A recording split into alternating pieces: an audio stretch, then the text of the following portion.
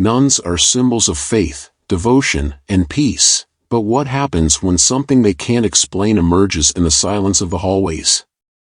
Today, you'll hear real stories of bizarre things that have happened to nuns, events that defy logic and leave an unsettling feeling in the air.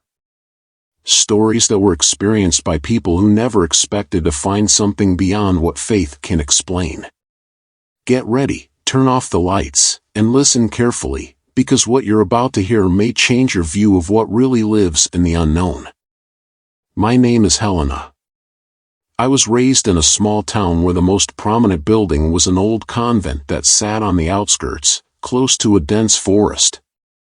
It was a place that always held a certain eerie charm, beautiful yet unsettling in the way that history tends to linger in old stones. I was in my early 20s when I decided to spend some time there, volunteering to help the elderly nuns who lived in near solitude. Some were still active in their duties, while others simply lived out their last years in quiet prayer. The atmosphere was always solemn but peaceful, with the rhythmic sound of hymns echoing through the halls. One night, I was assigned to help Sister Maria, a frail woman in her 80s who had lived in the convent since she was 16. She had trouble sleeping and often rang the small bell by her bedside for company. That evening, she asked me to sit with her for a while. She looked particularly uneasy, staring at the window as if expecting something. When I asked her what was wrong, she hesitated before whispering something that sent chills down my spine. "They come at night," she said. "They stand in the halls. We are not supposed to speak of them." I tried to ask more, but she refused to say anything else. Assuming it was just her age and imagination playing tricks on her, I reassured her and stayed until she fell asleep. Around 2 a.m., I decided to return to my room, which was in a separate wing of the convent.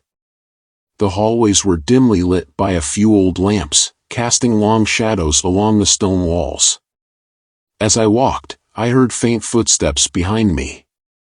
The sound was light but deliberate, as if someone was following at a distance. I stopped, holding my breath. The footsteps stopped too. When I turned around, the hallway was empty. Trying to shake off the unease, I walked faster, but the feeling of being watched clung to me like a second skin. Then, as I reached the door to my room, I caught movement from the corner of my eye. Down the hallway, barely visible in the dim light, stood a figure. It was motionless, tall, cloaked in what looked like the habit of a nun, but something was off. The veil covered the face entirely, and the posture was unnaturally stiff. I felt paralyzed, unable to look away. Then, in the blink of an eye, the figure moved, not by walking, but by shifting, almost gliding a few feet forward. I gasped and fumbled with the door handle, my hands trembling. As I finally pushed my way inside, I slammed the door and locked it, pressing my back against it, listening. Silence. The next morning, I barely spoke of what happened, but my exhaustion and fear were evident.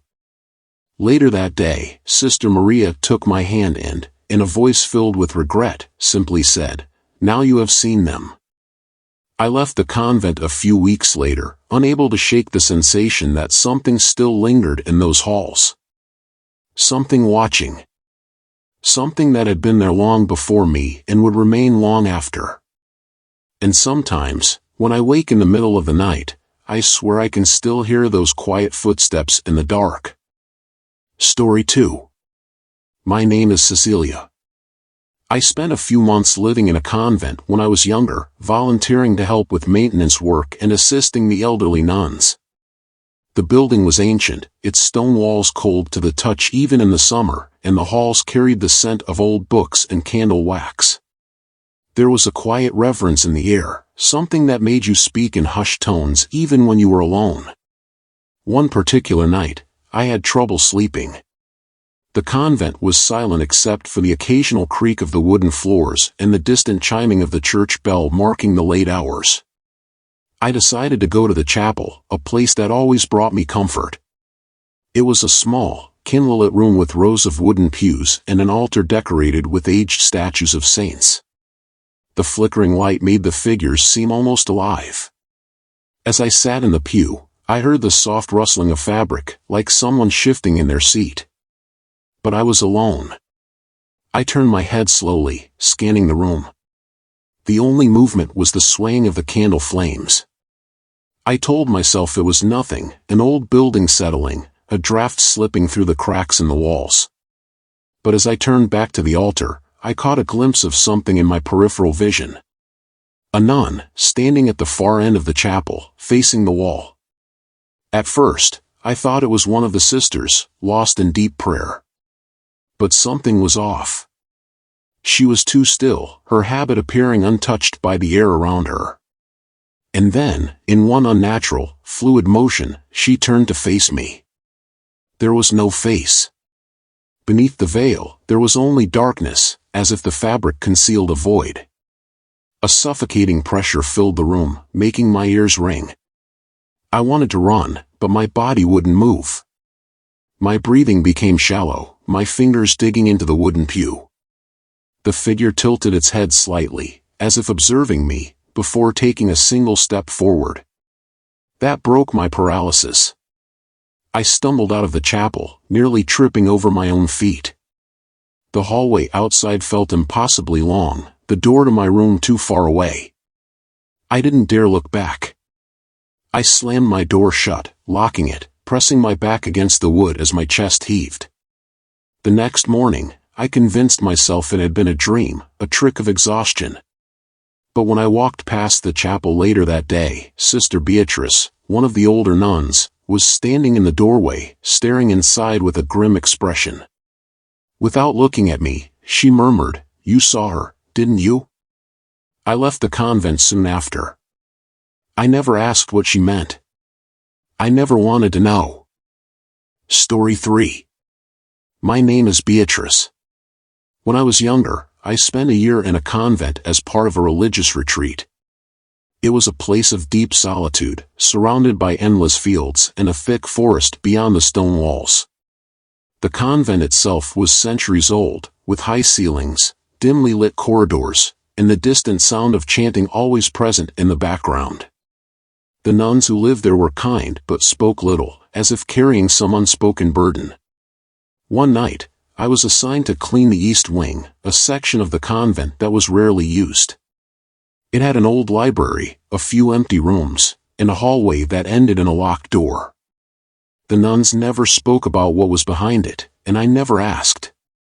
The hallway had a strange atmosphere, the air thick with something I couldn't quite name. As I dusted the shelves in the library, I heard the unmistakable sound of footsteps. Slow, deliberate. They came from the hallway. I froze, listening. I was sure no one else was in that wing. The footsteps stopped just outside the library door. I turned, expecting to see one of the nuns. But there was no one. Then, the sound resumed, only now, it was inside the room with me.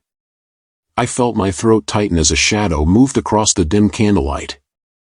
I couldn't see anyone, but the presence was undeniable. The air grew colder, pressing against my skin like icy fingers. And then, a whisper. "Help me." It was right next to my ear. I dropped the cloth I was holding and bolted from the room, my heart pounding. As I ran down the hallway, something made me glance back. The locked door at the end of the hall was open. Inside the darkened room, barely visible, stood a figure in an old habit. The veil covered its face, but I could feel it watching me. The next morning, I told one of the older nuns what had happened. Her face went pale, and she simply made the sign of the cross. Then, in a quiet voice, she said, "That door has been locked for decades. No one should have been able to open it." I never stepped foot in that wing again. And to this day, I still hear that whisper in my dreams. Stories like these make us question what really exists beyond what we can see. The nuns who have lived through these experiences carry with them the weight of the unknown, something that not even faith can fully explain. Could there be presences lurking in these ancient convents? Or could certain places hold echoes of the past that never truly disappear? In the end, some questions may never be answered. But one thing is certain, after hearing these stories, you will never look at a convent the same way again. If you enjoyed the video, don't forget to like it, subscribe to the channel and turn on notifications for more scary stories. Until next time, and good luck trying to sleep tonight.